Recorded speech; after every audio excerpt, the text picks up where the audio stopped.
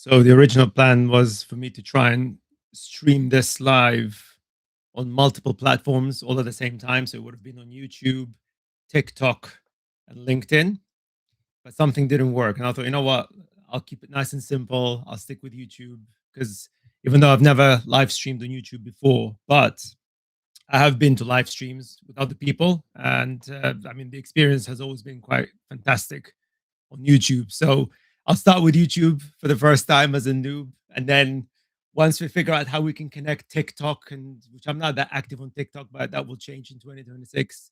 And once as well, we figure out how we can connect it properly on LinkedIn, because LinkedIn is a bit iffy with live streams. Then we'll be able to kind of make it more inclusive. Let's put it that way.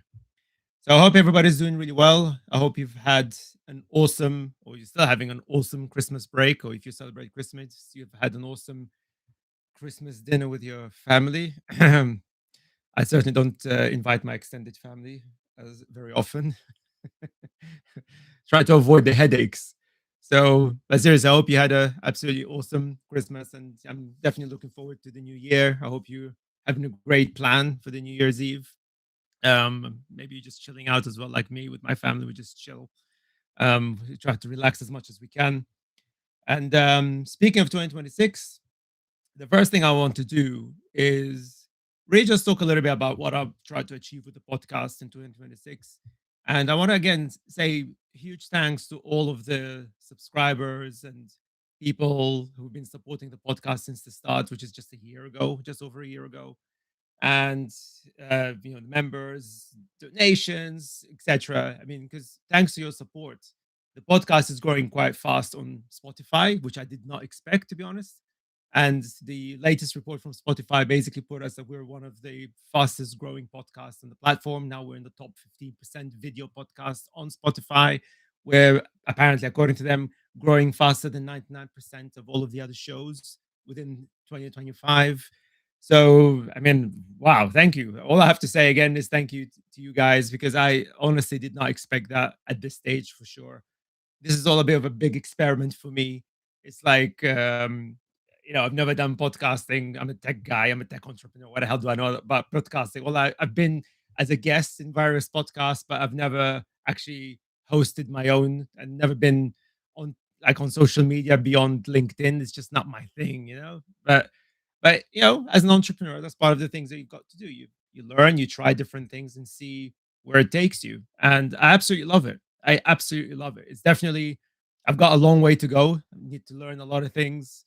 And of course, your feedback and everything makes a huge difference as well. So again, I want to thank all of you who've been sending us feedbacks, be it in the comments, emails, etc. LinkedIn, especially. I'm very, very active on LinkedIn, but I want to change that in 2026. I want to be a bit more active on YouTube and TikTok, as I said earlier, because obviously the content that we publish here resonates with you in some shape or form, and hopefully it's making difference in your work, or be it in trying understanding where AI is going. Even though I talk a lot about AI, but of course AI has become such deeply integrated part of everything in our lives these days. It's like it's not just about the tech anymore. We're talking about tech, politics, education, the environment, our personal identities, and the list just goes on.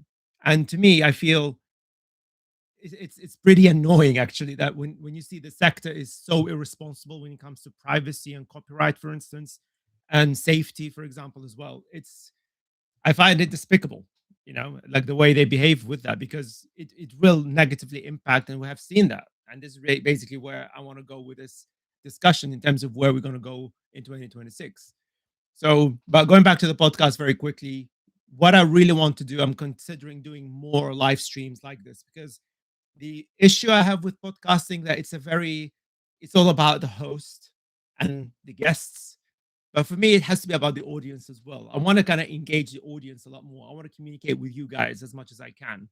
And I'm also thinking about how could we have potential small meetups in various locations. So I mean, I go obviously a lot in London. So if most of you are in London, so we can meet up in London, just have drinks and just chill. You know what I mean? Just like I really want to build that community that is just not about you listening to me ranting and to my guests, but rather it's for all of us to have that discussion together. Because I learn a lot from you as much as I learn from the guests. So it's not just about me. You see what I'm saying? And I feel that a lot of podcasts, it's always about the host. Like the host is the superstar or something like that. I mean, like I said, I'm not really into that stuff. That's just not me, right? I'm like I said, I'm a tech guy. I just wanna I like sharing knowledge and I like learning. That's what I do. And the whole point of this podcast is that I want to share the knowledge that I have, the knowledge from my guests. Thankfully, all of them are 5 million times smarter than me. So they've got a lot more to share. So I think this is something that is very interesting because I don't know about you guys, but for me, some of the other podcasters, and again, I don't want to say that I'm knocking the other podcasters, but the problem that I have with the whole media ecosystem right now, that it's all clickbait. You know what I mean? It's like they really try to push clickbait stuff, and it's not necessarily accurate, especially as a scientist. When I see all these so-called world's number one neuroscientist or the world's number one doctor in the world, that's not a thing. There's no such a thing as the number one scientist because there isn't kind of a benchmark where somebody can be seen or rewarded as the number one scientist. I mean, that's not a thing. But the reason why they're seen as number one because they're really, really good at communication. The problem we have in science and tech, we're pretty crap at communication. I think that's the problem. And the very few that are really, really good at it, unfortunately, they tend to grift. Not all of them, but many of them tend to do that. And they try to sell you books and courses and some all the fad diets and God knows what else, right?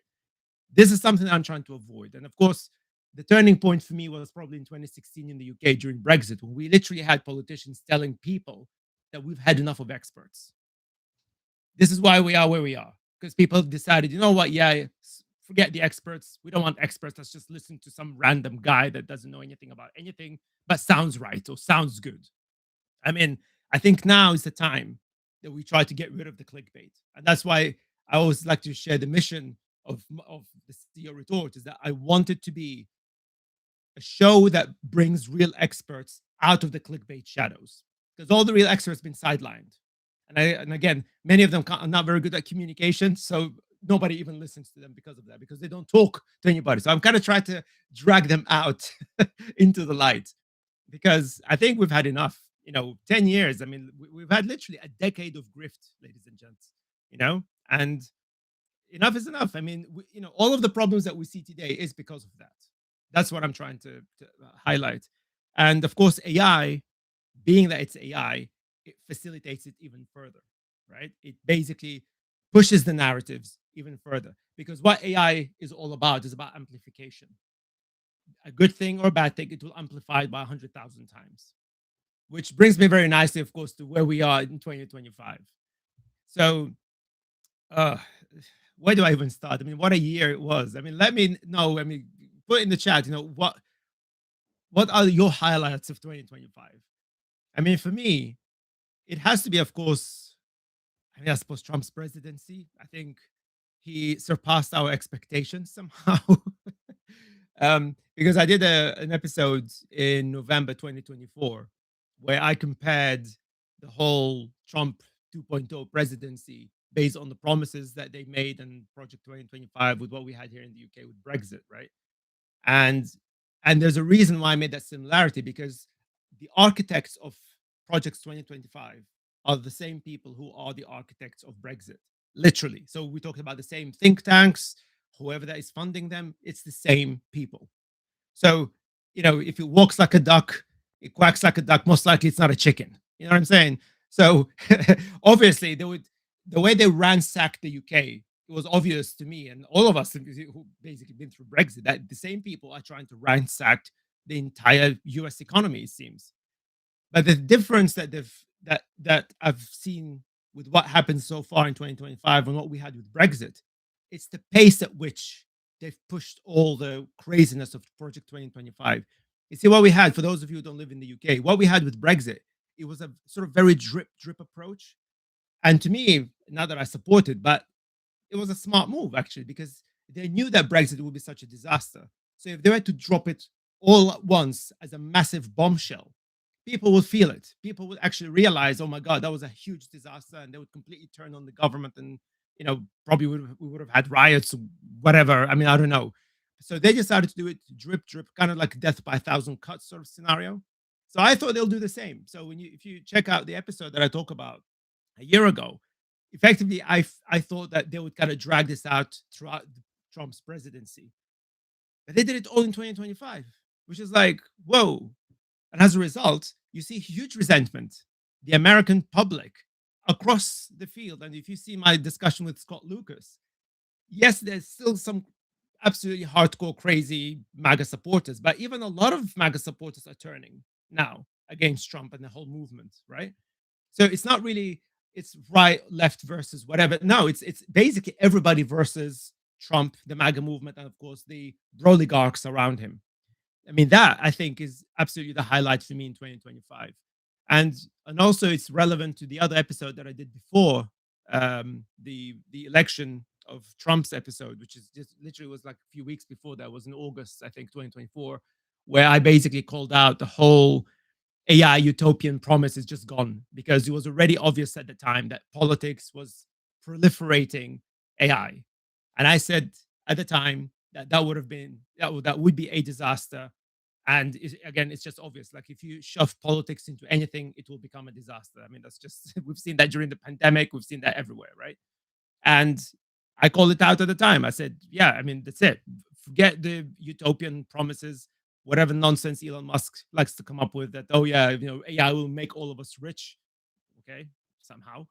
Um, that's just not going to happen in any way. Or whatever positive promises that made by AI, just that's not going to happen because it's all about politics. It's all about making sure that the politicians kind of push whatever narrative the likes of Peter Thiel would like to push. And I wish I was wrong. I gotta speak about these things as if it's like sounds like a conspiracy. It's not. That's just what it's happening. It's all out there. It's all being reported now. So for me, I think this is really the turning point. I believe in AI and the future of AI in general, because I'm a huge believer, and I think I did say this quite a few times on this podcast that the reputation of AI and AI companies will dictate the future of AI.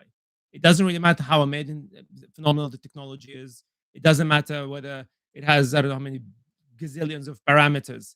If people do not trust AI, that's the end of AI, unfortunately. It's and for me as an AI entrepreneur, that's bad for business, right? Because people paint AI with the same brush. So it doesn't really matter whether it's an LLM or any kind of robotic automation or anything else like that, or biotech, AI, bioinformatics, or whatever. They don't care. They'll just basically paint all AI entrepreneurs as the baddies, right? That's our fault. I mean, I have to say, that's the fault of the sector. The sector failed in engaging positively with the general public. And I mean, and that really sets the foundation with what we're going to be seeing in 2026. And there are quite a few reports that I've seen recently that's the general public sentiment is pretty negative against AI and the tech sector as a whole. And it's not surprising because when you have now the tech sector quite brazenly telling people to their faces, oh, yeah, we're taking away your jobs. We're building AI because you need AI. You didn't ask for it, but you need it, and we're going to replace your jobs. But hey, it will make you rich as well, somehow. I mean, people don't like that. And I just find it absolutely shocking that they just think that they can get away with this, so that they can just come up with these statements and think that, yeah, people will just kind of welcome it with open arms. I mean, which people are you talking about? I mean, that's ridiculous. But the public sentiment is absolutely horrendous. Now, let me see if I can, because I've got an article I want to share. I should be able to do screen share in here. I was told. So we've kind of been testing this. Like I said, this is live MVP, people. Live MVP, live beta testing. Right. So I want to make sure this doesn't screen the entire thing. Right.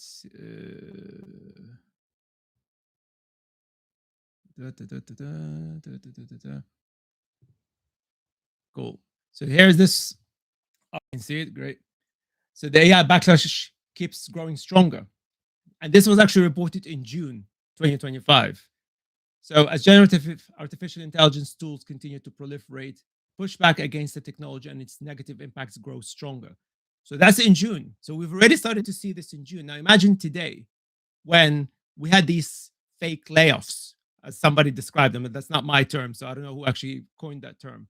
But all the companies have been laying off tens of thousands of workers around the world. That's not because AI is smart enough to do the job. It's not. But from their point of view, it's just about enough to be able to get rid of as many employees as possible so we can maximize profits. And hey, the hell with customer service. If your customer service goes down to shit, who cares, right? So long as they maximize their profits. And I think that's why the public sentiment is pretty horrendous right now. So I'm not going to go through the whole. I'm going to put all the links in the description to check it yourself as well. But like the backlash has been reported even from consumers. Like if you guys remember the Duolingo debacle, oh my god, when the CEO went public and said, "Yeah, we know we're going to replace all of our artists, or most of our artists, with AI because AI is a lot better," blah blah blah. People just switched. One of my kids absolutely loved Duolingo, and when she heard the news that they want to use AI, she unsubscribed. She was like, "No, that's it. I'm not interested in Duolingo." There you go, right? So even children are not particularly happy about AI. So this is crazy, man, and that was expected, right? Let me stop that. That was expected. Again, people like myself who've been involved in AI for many years. I've been involved in AI almost 20, well, more than 25 years actually, but as an entrepreneur for over 20 years. I've been saying this all along, right? If we push AI in this way, public sentiment towards AI and the general tech sector will go downhill. And the further downhill it goes, the worse we're going to suffer collectively as a sector. We're not going to have as many customers, or certainly not as many paying customers. Certainly, we're not going to be trusted ever again. Now, where do the investment community sits on this picture? I really don't know. But the investment community absolutely is responsible for this. I mean, I like to describe this as really an investor-driven AI rather than innovation-driven AI. And I'm coming back to investors about my predictions for 2026. And in fact, I've got an episode coming next week where I'm talking in more detail about that. So yeah, hang on, and I'll come back to that in a minute. But again, going back to the public sentiment, it's not looking good. It's not looking good. If you're an AI startup, it ain't looking good. I mean, if you're dependent entirely on VCs and you're hoping that somebody will buy or acquire your company, fine, good luck, try. But if you're thinking that you're going to make money out of consumers, good luck. Seriously, you're not going to make any money, right? That's not me saying it. That's the data. It's all out there. I mean, there's a reason, and I did talk about this, why Apple seemed to be moving away from the whole generative AI shenanigans.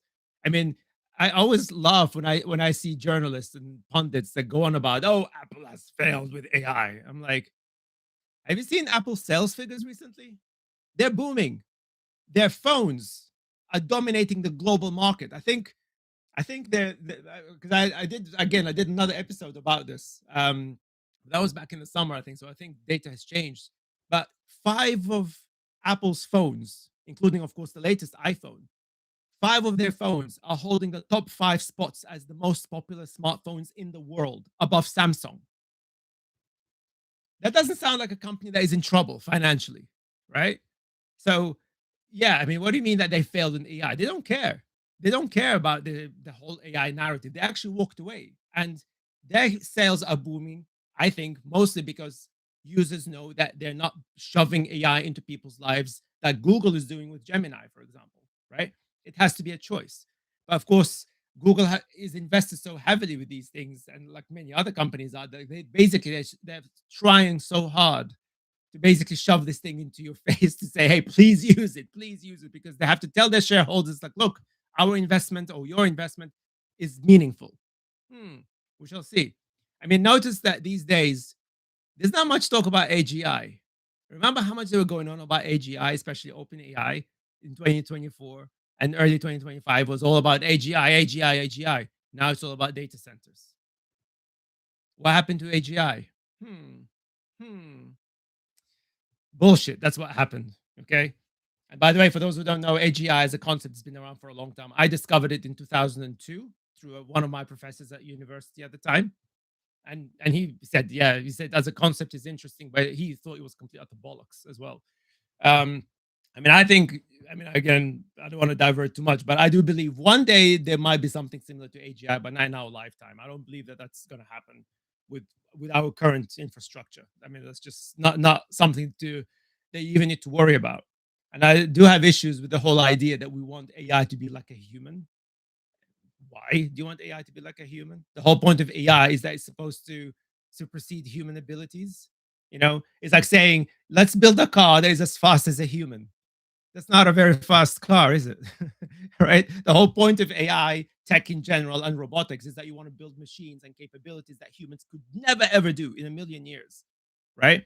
Like, let me give you an example. I discovered AI in the 90s when I was studying biomedical science. I studied it through bioinformatics. So at the time, they used AI and data mining techniques to decode animal genomes and, of course, the historic human genome, right? And I would argue at the time, whatever AI we had then, it wasn't as smart as a human, whatever that means. Yet somehow it helped us to decode the entire human genome. Does it really matter if it's like a human or not? And I tell people, just don't at me with this whole bullshit about the Turing test. Let me tell you a secret, right? The Turing tests amongst us, the AI community, it's about how do we fool you in believing that you're interacting with something that is actually more intelligent as you, or as intelligent as you are, or even more intelligent as you are. The Turing test is not a thing, by the way. Turing, Alan Turing, did talk about that he believes that one day people won't be able to differentiate between a machine and a human. So when they interact or talk to a machine, they would not be able to tell whether they're talking to a human or not. And he kind of, I think, I mean, I don't know if he was joking, or whatever, but it was actually a comment that he made that, yeah, that could be seen like as a test. And people kind of coined that as a Turing test. It was never a framework. He didn't kind of create some sort of a system or a benchmark to say, yep, this is the Turing test. This is the Turing test. This is how you do uh, make sure that AI is as smart as a human. That's not a thing. People just made this up. He never made it as a thing. So that's why I always laugh at people going, oh, it's, my AI has passed the Turing test. Okay. I passed the, I don't know, the Tim El-Sheikh test or whatever that is. You can just make shit up. It makes no sense, but that's a fact, guys. I'm an insider. I'm telling you. For us, back when I was at Google campus in London, we basically, for us, Turing test was like, okay, how do we make sure that people are fooled in believing that they're interacting with something that is actually intelligent? So it's not really about, oh, it's about we're building a machine that is so intelligent. No, it's about fooling you. How do we program it to make it behave as if it is, right? It depicts intelligence, right? That's the Turing test for us AI geeks, right? That's I'm telling you, that's the reality. I don't know if it's a secret anymore, but that's what it is. But people go on about this idea. I mean, I always find it so frustrating and funny at the same time when they talk about we want AI to be as smart as a human. The whole point of AI that is it should be nothing like a human. That's the whole point. Like a robot. Like I always talk about humanoids, which by the way, I think that's going to be the next hype. I'm coming to that back to 2026. But humanoids are the most useless robots money can ever buy. Why? Because it's like a human. Why on earth would I want a robot that is like a human? The whole point of robots, same thing applies. That you create a robot that can do things that humans can never ever do. Like if you want a robotic submarine, it's designed so it can go to the deepest parts of the ocean. You're not going to send a humanoid to that, to do breaststrokes to the bottom of the ocean, right? So what would you want humanoids for? Unless you're using humanoids to replace humans. Okay, if you have human workers, for example, in the factory floor or something, yeah, you want to replace them with humanoids because it's cheaper than having humans, right? So when they talk about, oh, it's about innovation, it's nothing to do with innovation. It's purely about what we've, as I said earlier, we've got a system that is kind of okay. It kind of works. It's good enough. Okay, let's get rid of 10 employees so we can save us a lot of money and maximize our profit. It's literally basically profiting downwards rather than generating more revenue. That's my opinion. I mean, I'm pretty aggressive about that because I think it's stupid.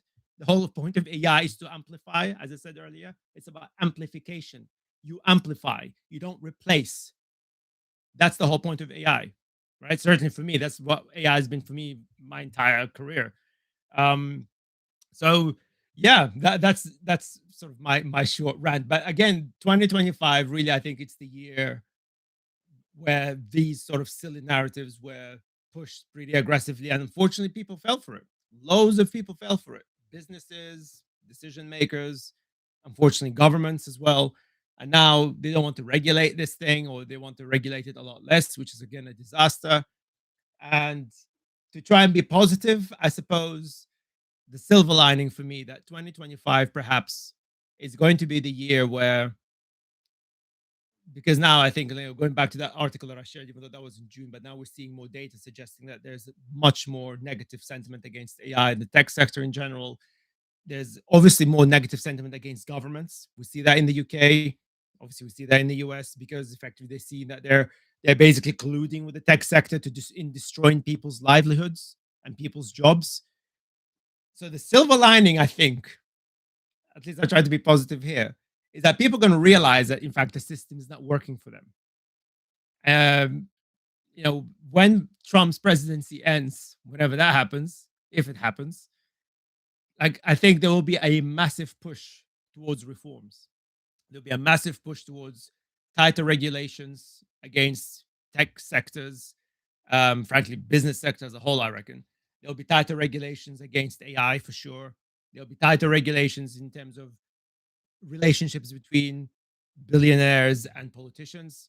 Although that was been such a big part of American politics, I'm not sure that will happen.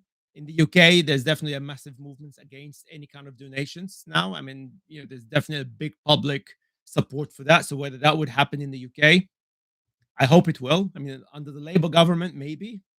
But as I would like to share with you, I mean, this is a phenomenal.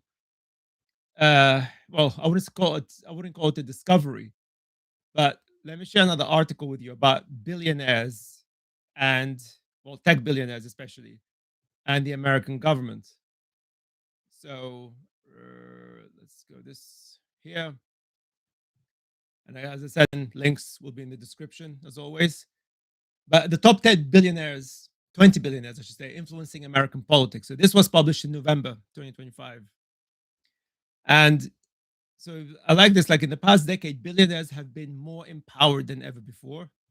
We all see that, to spend money to influence American elections. The 20 most prolific donors on the Forbes billionaire list have collectively given nearly 5 billion between 2015 and 2024, spending on everything from state ballot measures to congressional elections and presidential races.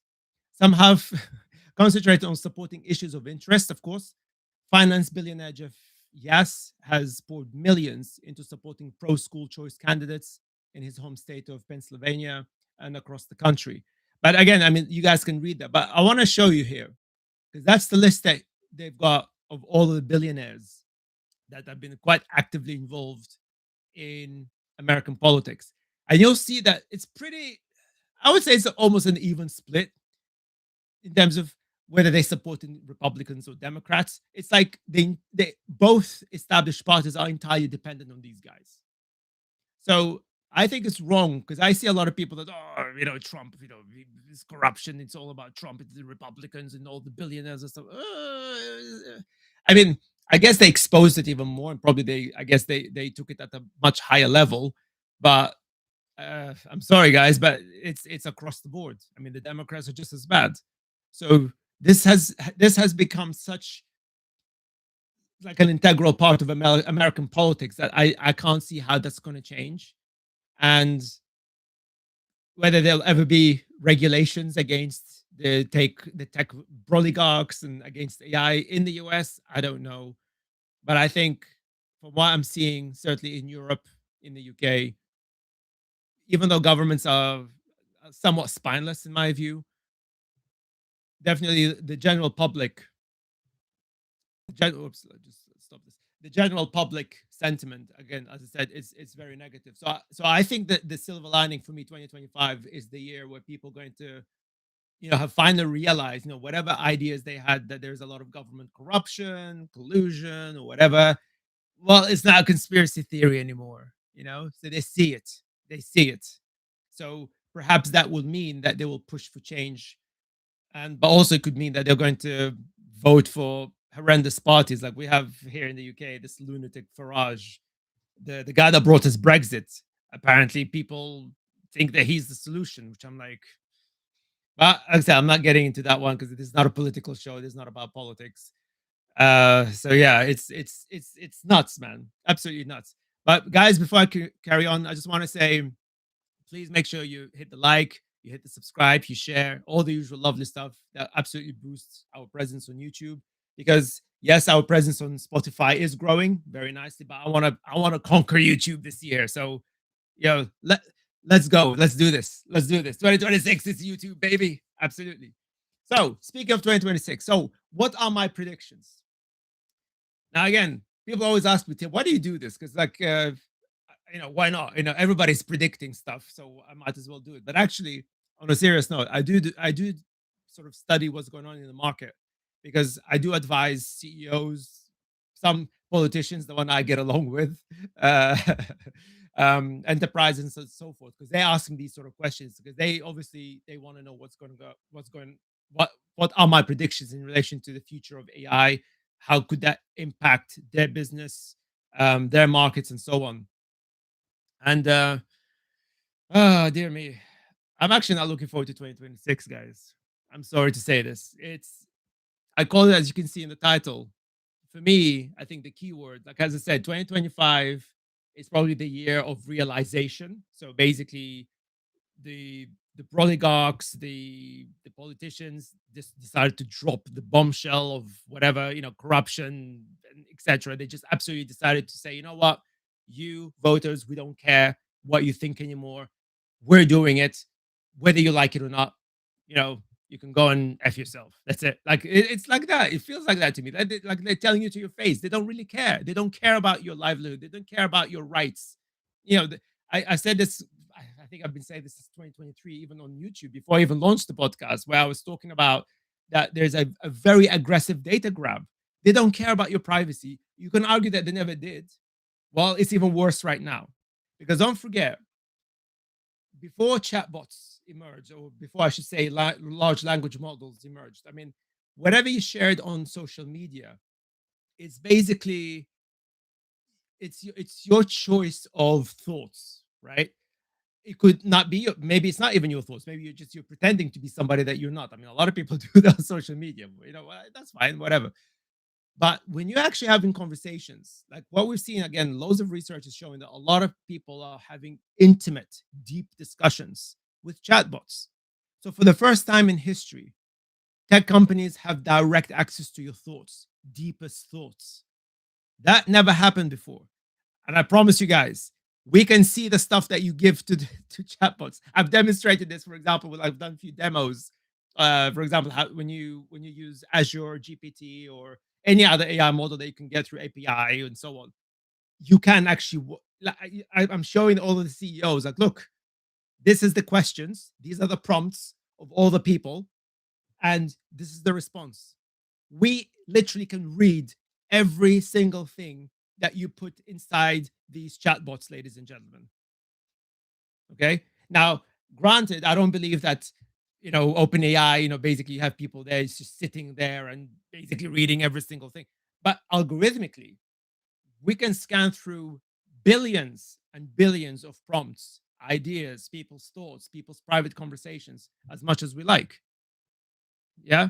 So that's what I'm talking about. That the data grab and this sort of very aggressive sort of um like what's the word? Like they're trying to force themselves into your deepest thoughts, into your personal life, into your homes. Like for example, one of the things that they're trying to do with with humanoids is that they said that somebody in some data center somewhere or support center will be able to control the humanoid and scan your house. So again, they're basically trying to see what's inside your house. Again, I'm not being conspiratorial. I just want you to think about that. This is direct invasion of your privacy. This is not caring about your human right. This is your human right. Privacy is your human right.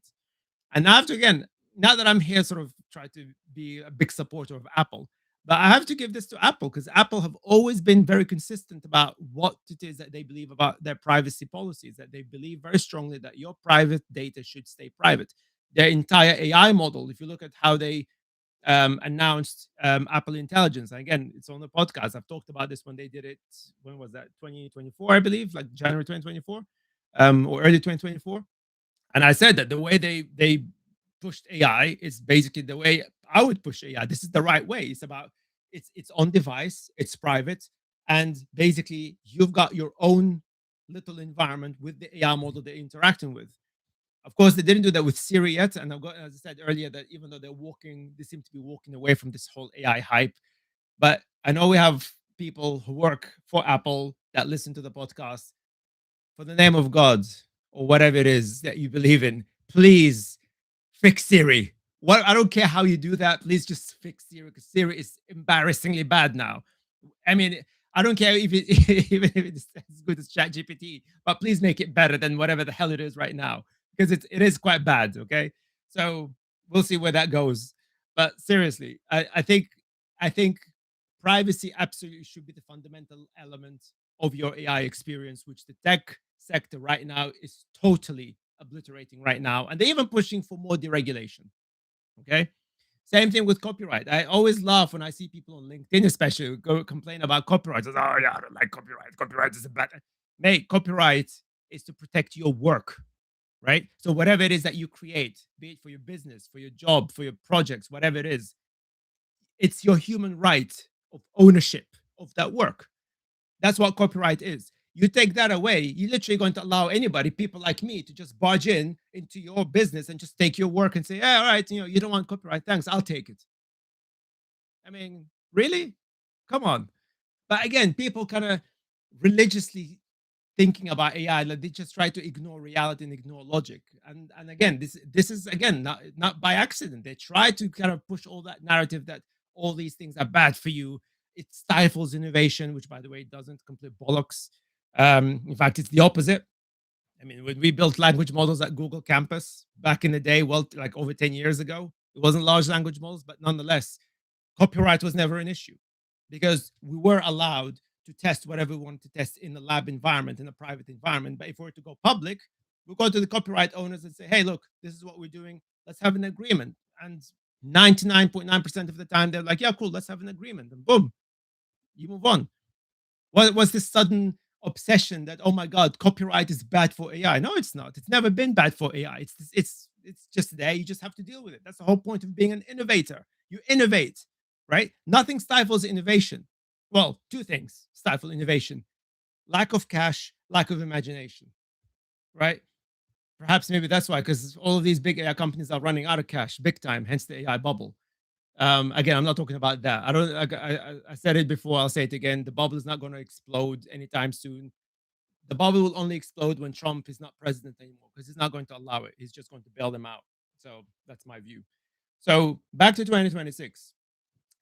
Sort of going back to all of the things I talked about in 2025 in terms of public resentment. That 2025 is basically where the world has woken up. I believe they started to see the reality of the establishment, as it were, the reality of the system. Hence, 2026, I think, is going to be the year of reckoning, meaning we're going to start seeing much more aggressive pushback from people. I think we're going to be seeing a lot more instability. And I don't, and I, this is a concern. I mean, because if you are quite openly and aggressively telling people that we don't care about your jobs, and people in their tens of thousands losing their jobs just like that. I mean, do you seriously think people just going to sit around and do nothing? Come on. Look at history, basic history. That never happens. That never ends very well, does it? So I'm afraid we're going to be seeing a lot of resentment from the point of view of demonstrations. We're going to see a lot of very negative consequences of this brazen action by the tech sector and indeed governments that support them. But also, the one thing that I'm seeing, I mean, well, the other reckoning, I would say, I mean, I think we may have a small. I mentioned earlier, we're gonna be witnessing perhaps a tiny AI, sorry, not AI, humanoid bubble, which I think is just it's gonna it's not gonna be huge, but basically there'll be like we're already seeing that there's a little bit of stupid excitement around humanoids, but then they're very quickly going to fall apart, and I think it's just going to die down. People will lose money, but I don't think it's going to be a bubble that's just going to like impact the whole AI bubble at all because it's I don't know. I don't think it's significant. But I think we're going to be seeing a lot of talk about humanoids, but then it will crash and burn very quickly because it's just ridiculous. People just, again, we're going to see companies probably using humanoids as a way of replacing people or whatever. But I think it is. I don't think it's going to end well in the sense that technologically speaking, and in terms of the business strategy side of it, it's just going to crash big time. It's going to be. It's going to be so bad and stupid. Like, and companies will spend money, and then they'll see, oh, okay, that was a complete waste of money and time. So yeah, I don't think it's going to be a major bubble that would just cause any kind of financial crash, as we will see with the crash of the AI bubble itself. But the other thing that is going to happen, and I always encourage decision makers, if you're one of them, please do that. Always look at what investors are spending their money on. So one of the reasons why I'm talking about humanoids because there is a tiny spike. There's a bit of a tiny push towards spending money or throwing money at humanoid startups, right? But also now, and I've got a whole episode coming next week that is going to talk about that more specifically. But they now really seem to be pushing a lot of effort towards what they call gamification. Now, let me tell you what gamification is. Now, in the world of AI and generally, you've experienced gamification through all sorts of different apps. Like diet apps that they try to reward you every time you, I don't know, exercise or if you eat less of certain things or whatever. It's like it's all about trying to encourage the user to do something, right? And of course, you see gambling apps that do the same thing to kind of keep on hooking you in. Arguably, social media is a form of gamification, right? All that, liking a post and sharing a post. And when I say to you guys, like and share everything here on YouTube, that's a form of gamification because I'm encouraging you to do something, and in return, you get something else, right? There's always that kind of reward system. But there's a very thin line that separates gamification from gambling. And there's a massive interest now from Silicon Valley VCs towards what they call gamification, which is actually, it's more like betting. So betting markets now, it's growing pretty fast. So basically they're encouraging people to bet on everything and anything. Now, you guys probably familiar with sports betting, right? So you bet on who scored the goal in a particular match or who's going to win a particular match, etc. And again, that's not new. I accept it. It's been going on for a while.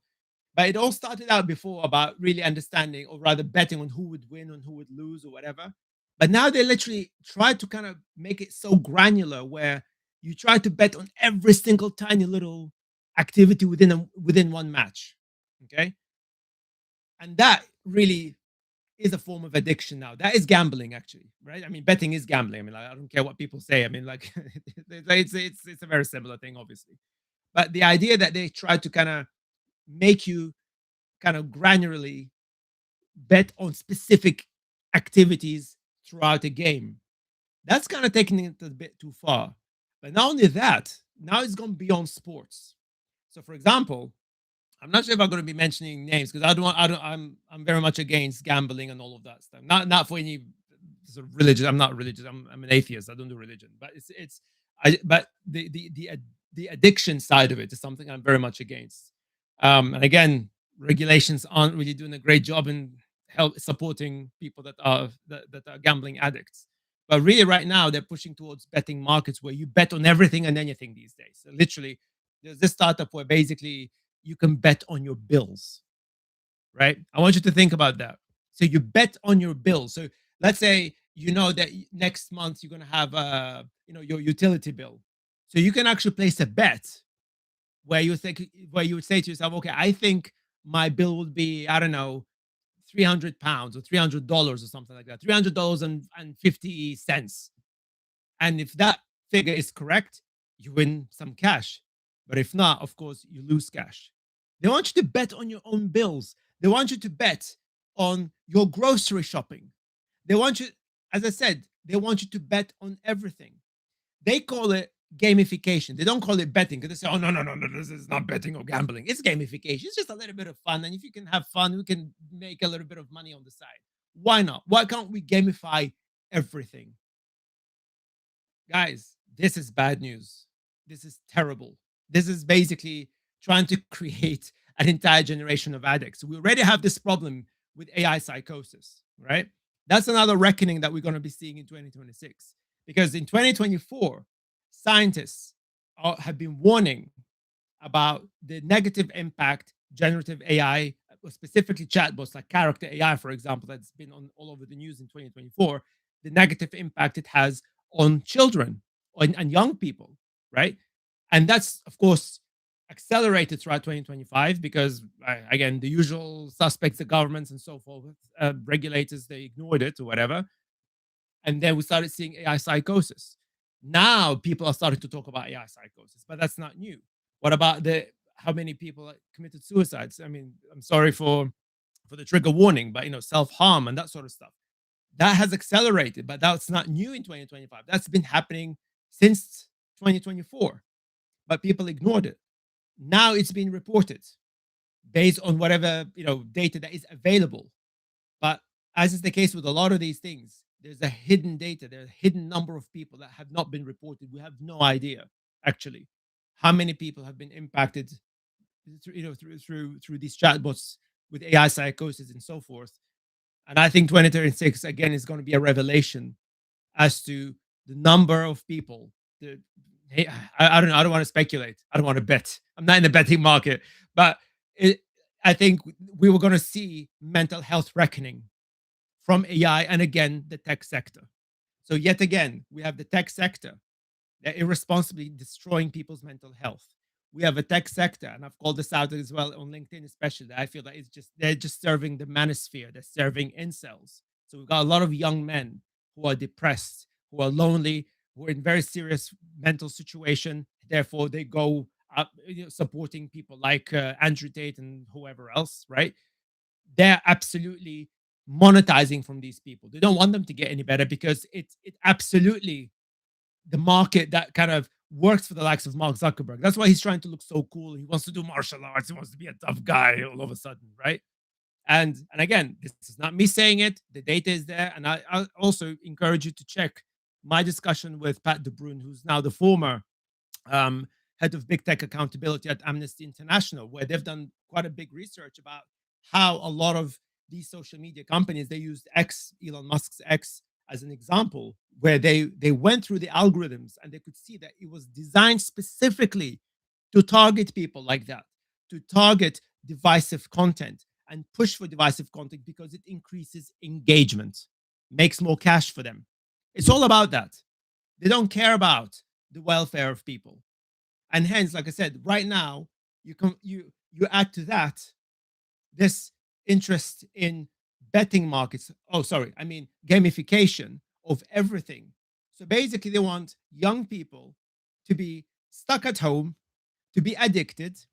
Let's not forget what Sam Altman said earlier this year, that he wanted ChatGPT to be more erotic, right? He wanted it to have the option for you to have more, you know, I suppose porn, I guess. I don't know. I mean, he didn't say specifically how that would look like. But again, addiction, right? Porn addiction is a problem. It's a rising problem, as a matter of fact. The data is all out there.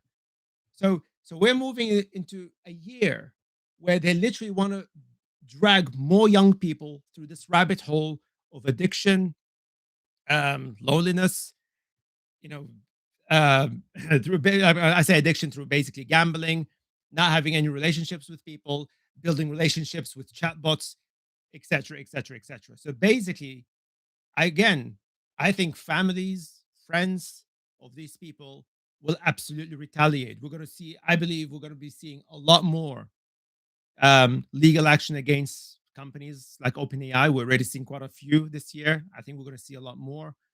And again, that will add more to the resentment that I talked about earlier.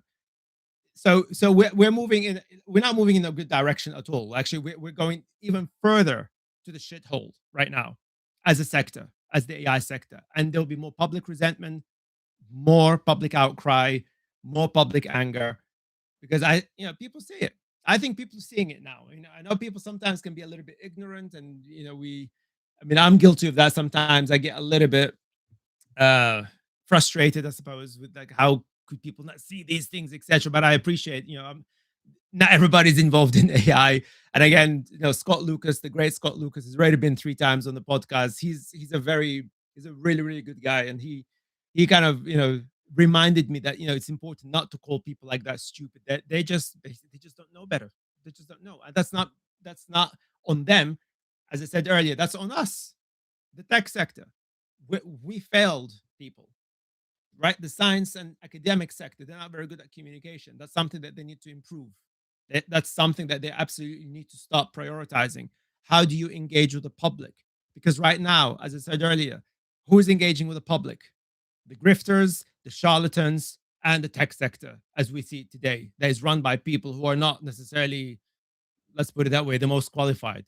They're good investors. Elon Musk is a great investor. I mean, I share this a lot, but one of the VCs that I met many, many years ago, I don't think he's even alive. I mean, I found out recently, like, actually, a couple of the investors that supported me early in the years have passed away. Um, like, reminds me that I'm getting old myself, which is scary. I'm approaching 50 people. I'm approaching 50, which is scary. But yeah, but that VC told me, um, I mean, quite accurately in my view, that a good investor is somebody who has the ability to smell bullshit from miles away, and then when the time is right, turn that bullshit into gold. Amen to that. That's Elon Musk, isn't it? And that's the one, not just him, all of them, all of them. Um, and that brings me, I suppose, to my final prediction. Although it's not really a prediction because I already said it's when January 2025. I said that China has already won the AI race, the so-called AI race. There's no AI race or AI war or whatever. I mean, it's just complete nonsense. But let's use the language that is used by the media and the politicians, that they keep on going on about. Oh, we know we're this AI war with China. We need to be something, something, something China.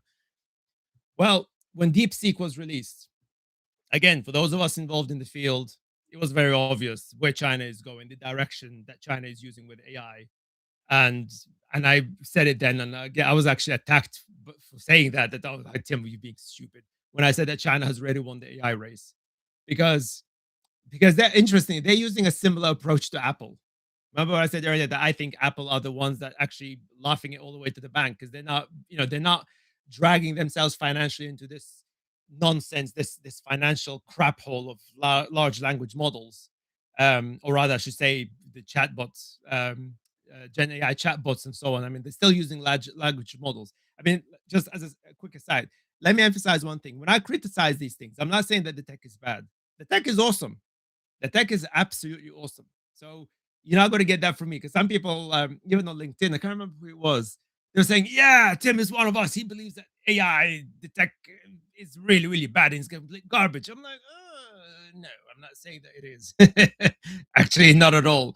The tech is great, right? But how it's being deployed, how it's being promoted, it's complete utter garbage. It's complete bullshit, right? It's like if I say to you, "Hey, I'm selling you this amazing car. It's a Fiat 500, but because Fiat owns Ferrari, this Fiat 500 is as fast as a Ferrari." No, it's not. No, it's not. But that does not mean that it's a bad car. You see what I'm saying? That's the point I'm making, right? So for me, when I criticize AI companies and LLMs and the way it's being deployed, and the fact that, like, MIT found out recently, that infamous report that 95% of AI projects fail, this is nothing to do with the tech. It's how people deploy that tech and how they push that tech to the public. Hence the mess that we see today. Hence the AI bubble that we see today, right? That's the problem. AI itself, the tech itself, is not the problem. Okay, so that's my position. I'm actually a big supporter of the tech. The tech is great. So I just want to put this out there. But almost lost chain of thought. But so I was saying about China. So basically, the approach that they're using, where they're looking at how do you make the models not as big as possible, but as efficient as possible. Which is, by the way, this is not a Chinese thing. this is an AI thing, right? Again, another tip. The biggest problem that we always had in AI for many, many years, right, is how do you build AI models that are efficient? Because the problem that we always had with AI, always for billions of years, right, is compute. The biggest problem that my company or my startup faced when we were at Google is compute. Like we didn't have the sort of service that we have today. Obviously, today, to me at least, if you're talking about revolution, it's not the AI, it's the compute and the infrastructure that basically Nvidia and Microsoft have introduced. Of course, now Google are doing the same, etc. So that is great. Okay, it gave us the compute, it gave us the ability for us to be able to build stronger models and test with more data. Amazing, great. But that does not mean that it's efficient. You still have to make it efficient because running all that compute infrastructure is very expensive. It's not cheap. Yes, it's cheaper today than when it was, say, 10 years ago, but it's still not cheap. Hence, all these companies are burning cash like there's no tomorrow. So efficiency is absolutely the number one priority. When I advise all the companies, I tell them when you deploy your AI models, don't think about the size. It's not about the size, it's about efficiency, right? The AI that I told you guys about earlier that helped scientists decode the entire human genome. Yeah, it didn't have gazillions of parameters. It was a very small, efficient model, and yet it helped us decode the entire human genome, right? The AlphaFold, for example, from DeepMind, right? My ex cohorts. Again, AlphaFold, phenomenal technology, revolutionary technology, actually, that landed Demis Hassabis Nobel Prize, rightly so, in my view, right? I'm not being biased. I mean, it's a phenomenal technology. It's super efficient. It's not huge. They don't need like gazillions of data centers for it to run, right? Yet it's more revolutionary than ChatGPT. That's AI. That's how you deploy AI. You deploy AI in an efficient manner. Apple are doing the same thing. Their priority is to make sure that your AI is on your phone. So apart from the fact that you're the one who's paying for it, not Apple, right? But it's also private, it's also efficient. That's AI. This is how you build AI models, which is the reason, again, why I call out all these companies, because they're the way they're pushing AI, it's quite inefficient. So their solution is like, oh, okay, it's not working that well. Okay, well, let's bombard the world with more data centers. No, you need to make the models more efficient. And this is what the Chinese are doing. So the Chinese, they seem to be focusing on building more efficient models.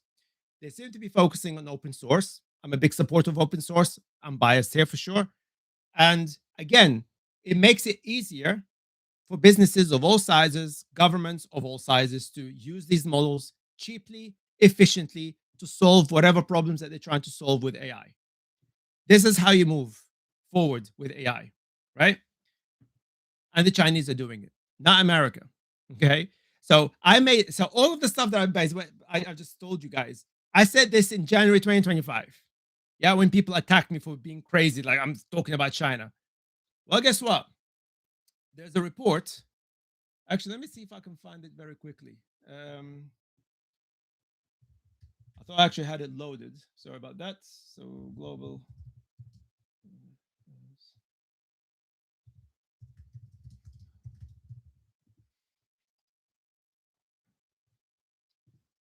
Because this report that came out a few days ago.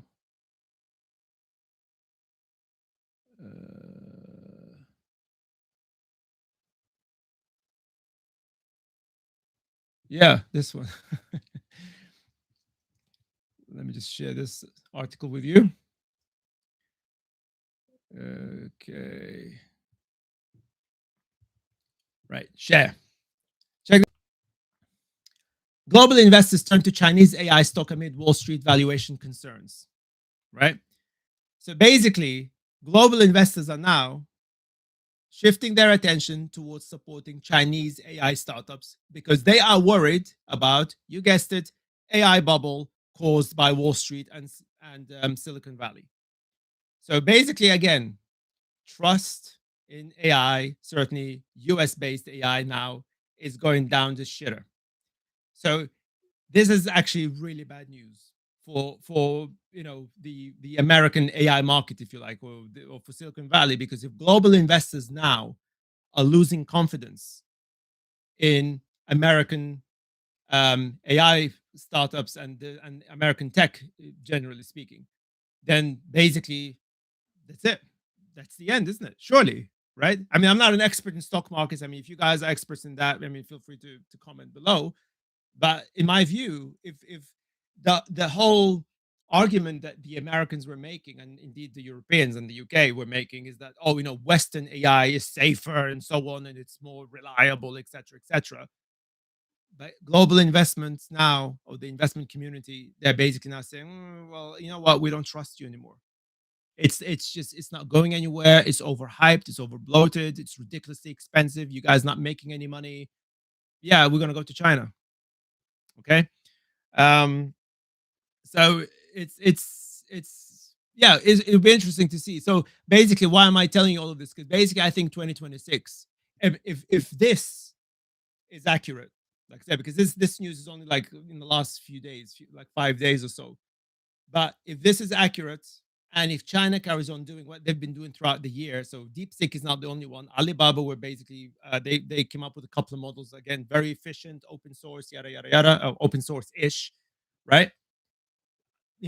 I think 2026 could be the year where China will catch up with American AI. So and how if you look at the AI index, America is still pretty far ahead, right? China is way further ahead compared to all the other countries like Europe. Like, yeah, we're behind. I remember the days, I'll be like an old fart right now. We remember the days in London we were above China, but thanks to Brexit, that's all gone. Again, I digress. But I think what we're going to see in 2026, at least in my view, China, if this is the US in the index, China will be really close now. They're catching up. If this is true, if they're getting global money, global investment money, right? That is a huge boost for Chinese AI market, I think. Um, so definitely, I would keep an eye on that. Now, I'm not sure if the quality. I mean, let's see if that would improve the quality. Because DeepSeek, quality-wise, as an AI, it's not bad. Like I said, for what it is actually not bad. But uh, it's not that great in my view. Still, I mean, there's a lot that they need to do. So from that point of view, I mean, I have to be open about this. That Chat GPT or Claude and stuff, they are better than DeepSeek. But considering where China was a couple of years ago, and where it is right now, and like I said, now investors are basically diverting their cash towards China, not exclusively, obviously, but the fact that now the Chinese AI market is attracting that level of attention from investors. That's not good.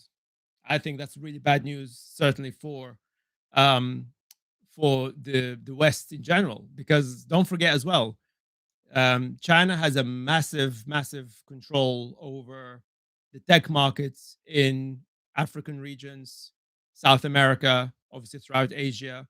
So, so basically, yeah, I think, let's say in Africa, they're probably going to choose Chinese AI models over American AI models. So again, the market share will start to shrink further and further and further for all these global AI companies. So yeah, that would be interesting. That's something I would absolutely keep an eye on. Would absolutely keep an eye on that. Because of course, as somebody that pushes for ethics, digital ethics, yeah, if Chinese AI starts to dominate from the ethical perspective, that's bad news as well, right? I mean, with all the human rights situation in there, it's like, yeah, don't expect them to give a flying monkeys about your privacy or human rights, for that matter. Yeah, this is crazy. This is absolutely crazy. So yeah, that's my general overview. I mean, like I said, it's going to be like, that's why I call the word that was kind of brewing in my head for the last probably month, 6 weeks or so, about what 2026 is going to look like. It's the year of reckoning. It's the year of reckoning from all fronts. Like I said, China, the AI war with China. Well, China is catching up and potentially even winning if this trend carries on. AI reckoning from the point of view of consumers, basically going against all these big companies because of the mental health situation, of course, addiction, right? Or gamification. That's what they're calling it now. And of course, yeah, looking at joblessness, number of people, the tens of thousands of people are going to lose their jobs. Not to mention, of course, the shoving data centers all over the place. Certainly in America, that's a big problem right now. So people are retaliating against that. Again, across all politics, I think politics is completely out of the question now. It doesn't really matter. Like Scott Lucas was saying, it's not right or left anymore. It's us versus them. It's just like it doesn't really matter whether you're, pushing right politics or right wing politics or left wing politics. It doesn't really matter anymore. And I think perhaps, I think he's right. Actually, I agree with him because when you look at something like Zahran Mamdani, for instance, like apparently loads of people in New York that voted for Trump voted for Zahran Mamdani, a self-proclaimed socialist, right? I mean, wow, there you go. So perhaps we're going to see some very interesting dynamics there. Of course, don't forget that it's the midterm elections in the U.S. as well, 2026. Now, I mean, the Democrats are all over the place right now, so I don't know what's that going to look like. Again, this is not a prediction. This is just me discussing this with you guys. Of course, I'll be discussing it with Scott Lucas because he's the political expert. I'm just a luddite, a political luddite. But I don't know what will happen to Trump as president if both houses go to the Democrats, because basically all the pundits that I listen to, they go on about that we're gonna see a massive blue wave or blue tsunami across the board. I mean, that wouldn't surprise me. But of course, we don't know with these things. I mean, of course, we have to actually wait for it to happen and see if that will happen indeed. But I don't know what that happens to Trump's presidency. Like, I mean, he will be obviously a lamed up president, but does that mean he still have the ability to control the finances? Because going back to the AI bubble point that I made earlier, that the only time the AI bubble will explode is when Trump is not president. Like, so will both houses have the ability to cripple his ability to basically flood these companies with cash? I don't know. I don't know. So, like I said, this is something I'll bring Scott Lucas to discuss that with us. Um, yeah, that would be interesting. And the other thing, I mean, again, this is not my prediction because I don't like to make these sort of predictions, but I've been reading a lot about his health as well, Trump's health. Some people think that he might not even make it to the end of 2026. I don't know. I don't want to talk. I hate talking about these things. I mean, I don't like the guy, but no, yeah, I don't. I don't. That's a line that I'm not crossing. But let's say if anything does happen again, that could mark again the end of his presidency. Therefore, the AI bubble pops. I mean, like I said, he is the key. He is the key because because if JD Vance, let's say if JD Vance becomes president, I mean, he's obviously Peter Thiel's stooge, isn't he? Again, that would go back to the dynamics. Will he have the ability to keep the bubble going? And if the Democrats take over, what position will that put him? Like, I don't know. Like I said, something to watch out for.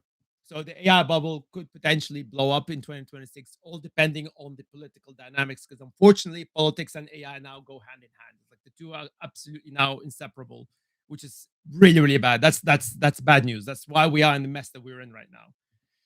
So yeah, so that's kind of my general thought and a little bit of ranting. And like I said, this is my first ever live, so I don't know. I mean, I appreciate the comments. Um, so I mean, if you guys like that sort of thing, I mean, maybe we can do more of that. As I said earlier, I really want to have more interaction with you guys, with the audience, right? So I don't want it just to be about me, the guests, and no one else. It's like, it's been overdone now. I mean, the other podcasters have done it. It works for them, great. But I think I want to do something a bit different. For me, I think the audience is really, really important. So if this sort of format works, if you like this sort of format, let me know, right? Like if we probably can do this more regularly. But perhaps even bring a guest, like we can have a live interview with guests as well. I mean, that's if they're comfortable with that. I try to be very very accommodating to guests and so forth. So if some of the guests are interested in coming live and for you guys to ask them questions directly as well, I mean, yeah, it's something we can do. Absolutely. So yeah, this is it. And again, thank you so much, my friends, for all of the support, the love, and everything from you guys. I mean, again, we're a really, really tiny community, I know, but my goodness, we're growing. We're growing fast. So keep it coming. And like I said, hit the like, subscribe, share, all that lovely cheap plug. If you can donate, if you can, that would be fantastic. It absolutely makes a huge difference as well. Some of you actually emailed me recently saying that you would like us to set up something on Patreon, because you're more comfortable with Patreon than having something outside Patreon. That's cool.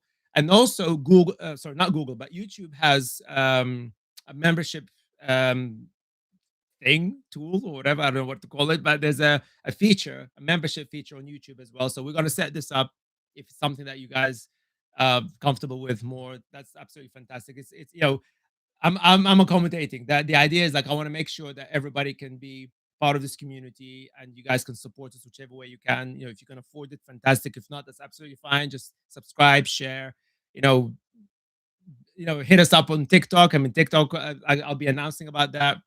Follow me. Make sure you follow me on LinkedIn as well. I'm very, very active on LinkedIn. That's kind of like my backyard almost.